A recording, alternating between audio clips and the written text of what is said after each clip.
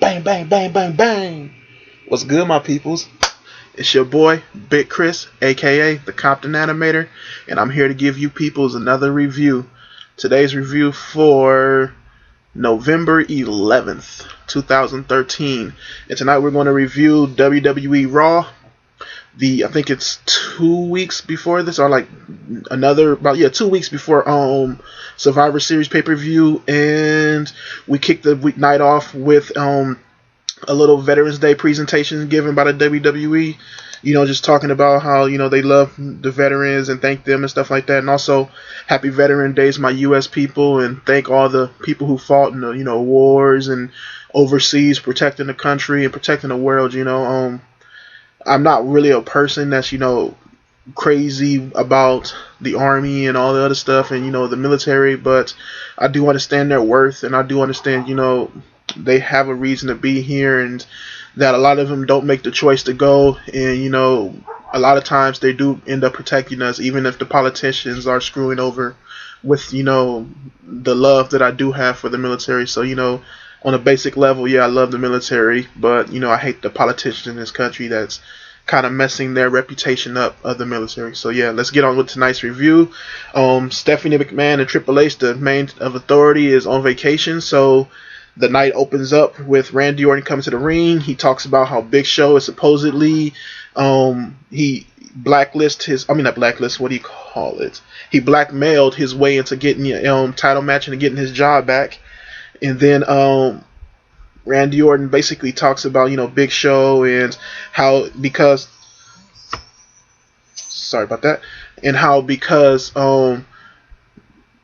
what is his name? Oh shit, the phone rang and it fucked me up. Basically talks about how because of what happened with him and Big Show last week, them Big Show being beaten up by Randy Orton and the rest of the guys, that there is no way Big Show can win this title at Survivor Series. Then he basically says that he's in charge for the night because of the authority being on vacation. So Brad Maddox comes out, says, no, I'm the general manager, I'm in charge. Then Kane comes out and says, no, I'm the director of operations, I'm in charge. And then Vicky comes out and says something about her being manager of SmackDown, and then also being in charge as well. So then you get a match set up between, sorry about this, people, I'm making sure my phone doesn't ring no more. There's this. So then we get a match between Randy Orton versus Cody Rhodes, and Gold does a handicap match. Slow match at the start, but it quickly gained pace towards the end, and we get a win by the Rhodes Dynasty because Randy Orton walks out the ring once the match got really hot and it looks like he was going to lose. So he walks out the ring and was like, "Fuck it, I'll take the 10 count."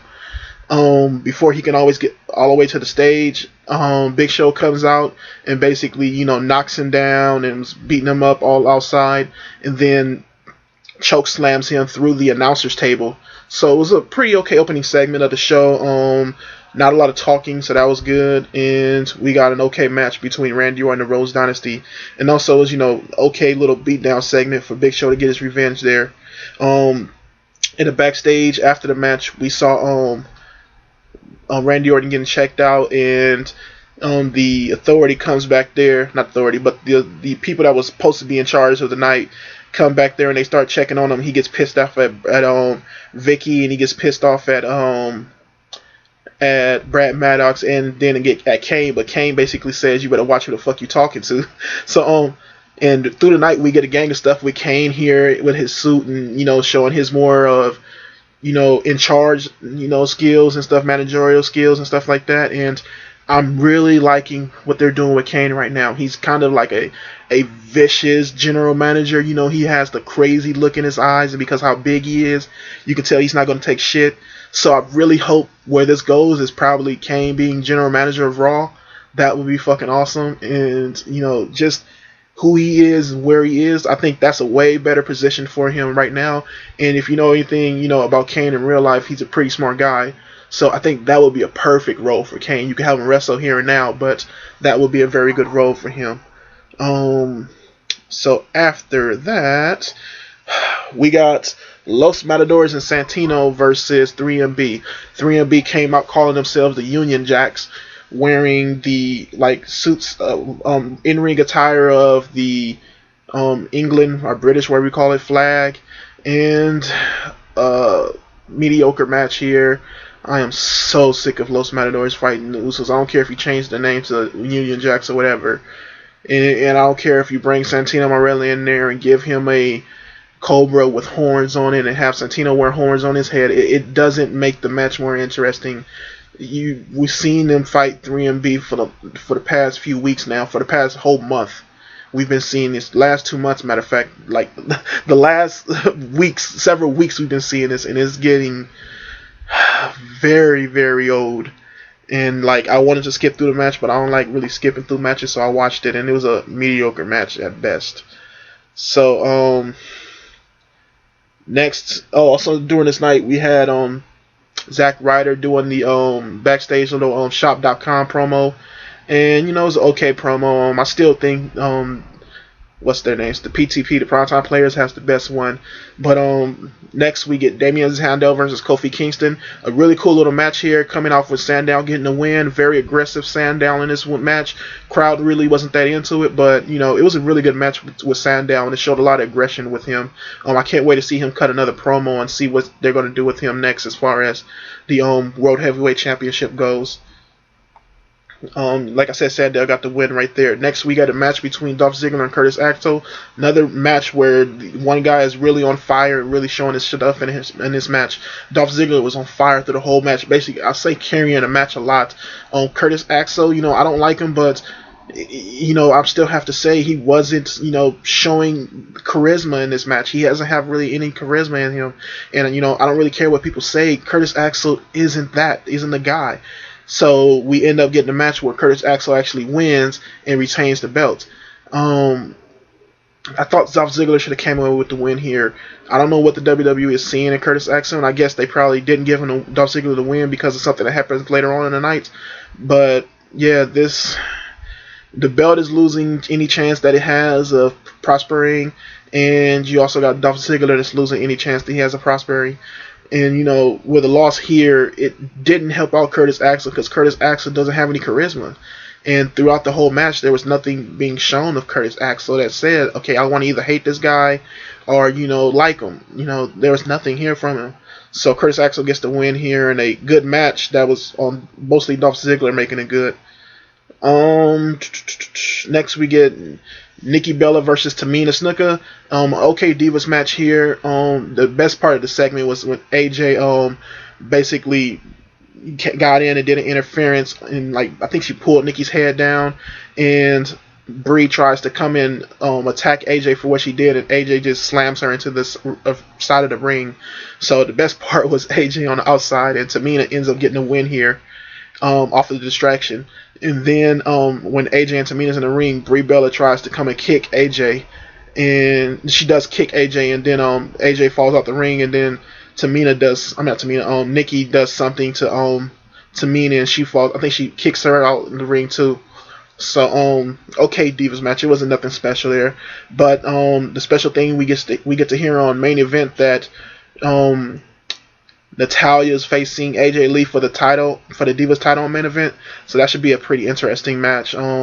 No build up to it at all. So hopefully that does add a little build up, and we do get to see AJ versus probably Natalya at Survivor Series or do something with that. So yeah. Okay, they also showed a promo package for the WWE 2K14 game. Asked people what was their favorite match for the game, and they ended up picking Undertaker versus Shawn Michaels as far as best Undertaker streak match, and they ended up picking Undertaker versus Shawn Michaels and showed some parts of that for the game. Next we had Fandango versus Tyson Kidd. They showed some stuff from Divas, what's that show called? Total Divas, and basically some relationship stuff with Tyson Kidd and Natalya, and then you had Fandango was in there too because she was training with Fandango and Tyson Kidd, and both of them got jealous at each other because they were training with somebody of the opposite sex. So it's kind of newlyweds, and hey, what are you doing? That's my wife, that's my husband type thing. So yeah, that kind of brought some heat up into the match where you got Fandango, who's, just a guy doing his thing, and Tyson Kidd, who's mad because Fandango's dancing with his girl and stuff like that. So I guess they're using more of the stuff from the reality show into the ring. So I'm happy they're doing that, but I'm not going to watch the show. I tried to last with the before they hit this mid-season, and I'm not a reality show type guy, so I just couldn't watch. I'm support the show. I'm glad the Divas have something, but I'm just not going to watch. Also, speaking of the Divas, I might do a show. I might do a video talking about the Divas division and my thoughts on it. I got a video, like I said, I'm gonna post later up this week or probably tomorrow about the tag team division. So yeah, I'm gonna post that probably tomorrow. Fandango gets the win here in this match, if I didn't say it. It was a pretty okay match as well. Next, we get John Cena versus the Real Americans. A slow match at the beginning, but it picked up speed towards the middle. You get Alberto Del Rio, who comes out for the distraction, and just playing his music and stuff like that, and distracting Cena in the middle of the match. And then towards the end of the match, you get a lot of spots happening with John Cena. Cesaro doing his push European uppercut on Cena, and a lot of nice little spots here. Cena ends up coming out with the win here, beating both guys in this handicap match. And like I said, it's an okay match. Cena got the win. What's his name? Alberto Del Rio attacks John Cena at the end of the match and puts a chair on his arm and starts doing an arm breaker on that. So he was, punching Cena and hitting him with the chair, and then does the arm breaker with the chair. And Big E Langston comes out for the save on John Cena. So it was pretty good in segment. Alberto Del Rio got some heat here, and Big E Langston got some praise here, and sets up for a match between them two later on tonight. I like to say that I really like Alberto Del Rio. A lot of people hate on him and saying he brought the title down a little bit, but if you look at throughout the whole year, he done a lot of good spots with the title. It's just that they haven't given him really any more storyline than what he's putting out on his own. So I like Alberto Del Rio. He's a good heel. He's a good guy. Just we see a little bit too much of him in the title scene. That's all it is. That's the only reason why people's getting tired of him. But that was a pretty good segment. Let's see. Okay, next we get R-Truth versus Ryback. The best part of this was before R-Truth hit the ring doing his little, rapping. He starts doing a little rap about Ryback, basically calling him ugly and saying that R-Truth is a suntan Superman and stuff. So yeah, it was a pretty funny little rap segment right there, and I hope R-Truth does more of that, where he raps about the guy in a promo going to the ring. He does it way better than Cena can do it, as far as R-Truth can do it with his music and stuff like that, and be pretty funny with it, and it'll give us something extra as far as, more stuff. Actually, the funny thing about this, R-Truth comes out with the win here on a roll-up. So, it was an okay match here. Ryback doing most of the power moves and stuff through here, but R-Truth coming out with the win. Next, we get Big E Langston versus Alberto Del Rio. An okay segment right there. Okay match right here. Before this, we had Alberto Del Rio going to tell basically those three people that was in charge of the night, basically saying to them, did you see what I did? Did you see what I did? Cena has nothing on me. And basically that's when they say, okay, we want this match here for the night between Big E versus Alberto Del Rio. So a pretty good match. Crowd really wasn't into it. Which is kind of a disappointment because they was having a nice little quick match right here. We get Alberto Del Rio comes up with the win here, making Big E tap. So, it brings a little bit more heat towards Alberto Del Rio because he beat a guy that a lot of people are liking right now. And, after that, we get a Paul Heyman segment, actually, because we're in Europe. As I forgot to say this, we're in Manchester, England tonight. And Paul Heyman basically comes out and he talks about how CM Punk did this to him, and Paul Heyman's in a wheelchair with a neck brace on and his leg wrapped up and his back has a little wrap thing on it. And he talks basically about, Paul Heyman did this to me, CM Punk did this to me, and he kind of actually dogs Ryback here too, saying Ryback said he was going to be there for me and he wasn't. He got his ass whipped, and he calls Ryback ugly and stuff like that. So it was a pretty funny segment here. CM Punk comes out, beats up Curtis Axel, and I guess this is the reason why they kept the belt on Curtis Axel, to have him stand with Paul Heyman and saying I'm still here for you, and still have him have the belt, I guess. I don't know. But CM Punk beats him up, then he gets a kendo stick and starts beating the shit out of Paul Heyman again. So you haven't seen Paul Heyman, and you haven't seen them two in the CM Punk thing go for it. It was kind of nice to see an ending to that and just see CM Punk just say, "You're nothing to me." So I guess they're just keeping Paul Heyman, saying, "Okay, yeah, he's still here, and remember this guy." So probably won't be back for a little while again. So after that, we get a match with CM Punk and Daniel Bryan versus The Shield. A pretty entertaining match here. A lot of good spots here. I think CM Punk. No. Let's see. Okay, yeah. So CM Punk. The end of the match, CM Punk has the what do you call it? The Anaconda. Is it? He has his Anaconda submission on Dean Ambrose, and he looks like Dean Ambrose is about to tap, and lights go off, and when the lights come back on, Dean Ambrose and them is up, and they're all staring at the Wyatt family, who's now in the ring, and you get a stare down between the two members of the Shield and two members of the Wyatts. And CM Punk and Daniel Bryan just basically get out the ring and just on the side looking at this. And then, the Wyatts and the Shield is just arguing at each other and stuff like that. And just a fight breaks out between both of them. And it's just crazy. You got the Wyatts beating up on the Shield and the Shield beating up on the Wyatts. You got on the outside, you got Roman Reigns and Bray Wyatt and, a little scuffle. And Roman Reigns just has Bray Wyatt by his Hawaiian shirt and just talking shit to him and stuff like that. So, and you just get them going in the ring, and it's just a chaos with the Shield and the Wyatts in the ring.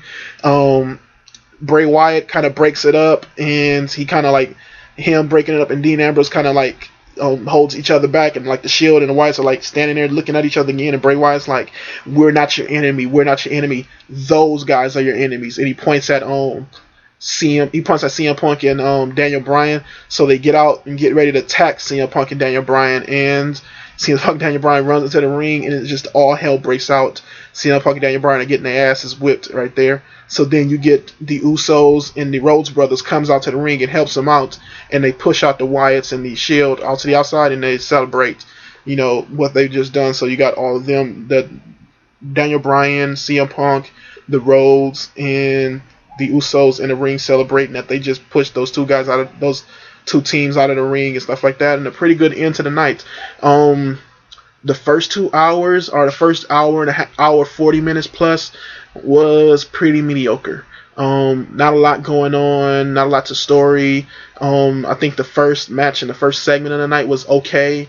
A lot of things in the show was just, boring, and it just didn't build up to the hype of the crowd. The crowd had a lot of dead points in this night. It could have helped if you probably had more promo segments from guys. Something with Damian Sandow just doing a promo. Probably a promo with Cena or something like that. Something that would help pump this crowd up and just help get the WWE over. It wasn't a lot, not WWE, but help get other guys over. It's just not a lot of story stuff here tonight. So it gets a C+ from me. I thought it was average show.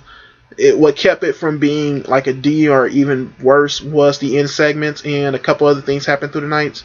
But it was an okay show tonight. I think it was a step up from last week's show, but hopefully the go home show next week is better. I will watch main events, and I'll probably talk about the Divas match there on SmackDown. So thank you for watching, people. You can find me on Twitter at Compton Animator, and you can find, I'll put my website link and Twitter links down at the bottom.